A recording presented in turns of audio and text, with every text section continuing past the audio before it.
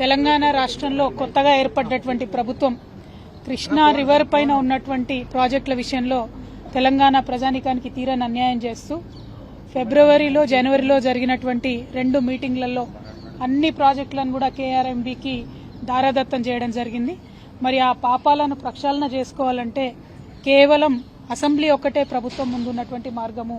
అసెంబ్లీలో, శాసన మండలిలో, శాసనసభలో రెండిట్లో కూడా తీర్మానం చేసి మొన్న ఈ 2 నెలల్లో మేము ఇచ్చినటువంటి ప్రాజెక్టులను వెనక్కి తీసుకుంటా ఉన్నాం, సంపూర్ణ హక్కు మళ్లీ తెలంగాణ ప్రభుత్వానికి చేపట్టాలి, ఇచ్చేసేయాలని చెప్పి అసెంబ్లీలో రెజల్యూషన్ చేసి కేంద్ర జలశక్తికి, కేఆర్ఎంబీకి పంపించాల్సిందిగా మేము ఈ ప్రభుత్వాన్ని డిమాండ్ చేస్తా ఉన్నాం.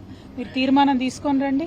బీఆర్ఎస్ పార్టీ బయట ఆందోళన చేస్తూ ఉంది, లోపల అసెంబ్లీలో, హౌస్లో కూడా మీరు తెలంగాణ ప్రజల పక్షాన చేసేటటువంటి తీర్మానానికి మద్దతు ఇస్తాం. కేంద్ర ప్రభుత్వానికి తెలంగాణ ప్రభుత్వం నుంచి తక్షణమే ఈ తీర్మానం పంపవలసిందిగా కూడా ప్రభుత్వాన్ని మేము డిమాండ్ చేస్తా ఉన్నాం. Thank you.